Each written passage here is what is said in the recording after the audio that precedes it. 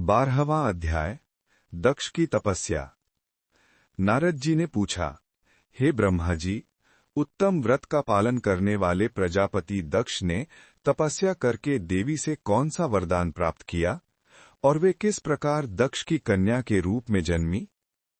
ब्रह्मा जी बोले, हे नारद, मेरी आज्ञा पाकर प्रजापति दक्ष क्षीर सागर के उत्तरी तट पर चले गए। वे उसी तट पर बैठकर देवी उमा को अपनी पुत्री के रूप में प्राप्त करने के लिए उन्हें हृदय से स्मरण करते हुए तपस्या करने लगे। मन को एकाग्र कर प्रजापति दक्ष दृढ़ता से कठोर व्रत का पालन करने लगे। उन्होंने 3000 दिव्य वर्षों तक घोर तपस्या की। वे केवल जल और हवा ही ग्रहण करते थे।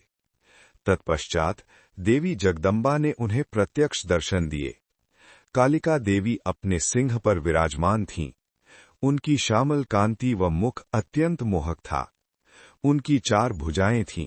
वे एक हाथ में वरद, दूसरे में अभय, तीसरे में नील कमल और चौथे हाथ में खड्ग धारण किए हुए थीं। उनके दोनों नेत्र लाल थे और केश लंबे व खुले हुए थे। देवी का स्वरूप बहुत ही मनोहारी था। उत्तम आभा से प्रकाशित देवी को दक्ष और उनकी पत्नी ने श्रद्धापूर्वक नमस्कार किया।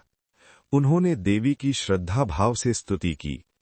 दक्ष बोले, हे जगदम्बा, भवानी, कालिका, चंडिके, महेश्वरी, मैं आपको नमस्कार करता हूँ। मैं आपका बहुत आभारी हूँ जो आपने मुझे दर्शन दिए हैं।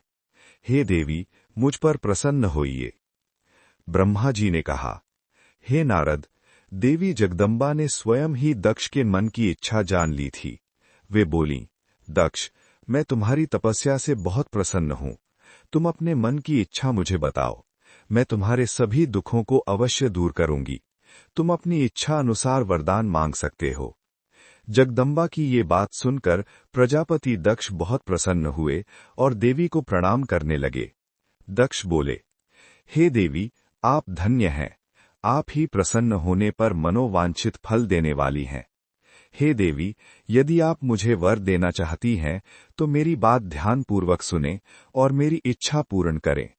हे जगदम्बा, मेरे स्वामी शिव ने रुद्र अवतार धारण किया है, परंतु अब तक आपने कोई अवतार धारण नहीं किया है। आपके सिवा कौन उनकी पत्नी होने योग्य है?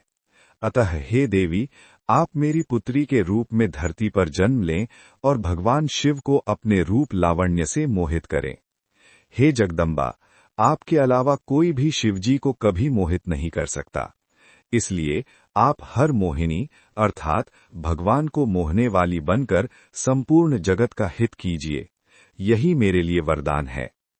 दक्ष का ये वचन सुनकर जगदम्बिका हंसने लगी और मन में भगवान शिव का स्मरण कर बोली, हे प्रजापति दक्ष, तुम्हारी पूजा आराधना से मैं प्रसन्न हूँ। तुम्हारे वर के अनुसार मैं तुम्हारी पुत्री के रूप में जन्म लूंगी। तत्पश्चात बड़ी होकर मैं कठोर तप द्वारा महादेव जी को प्रसन्न कर उन्हें पति रूप में प्राप्त करूंगी। मैं उनकी दासी हूँ।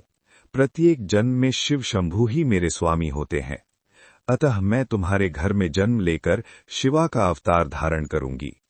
अब तुम घर जाओ, परंतु एक बात हमेशा याद रखना, जिस दिन तुम्हारे मन में मेरा आदर कम हो जाएगा, उसी दिन मैं अपना शरीर त्याग कर अपने स्वरूप में लीन हो जाऊंगी। ये कहकर देवी जगदम्बिका वहां से अंतर्धान हो गईं तथा प्रजापति दक्ष सुखी मन से घर लौट आए।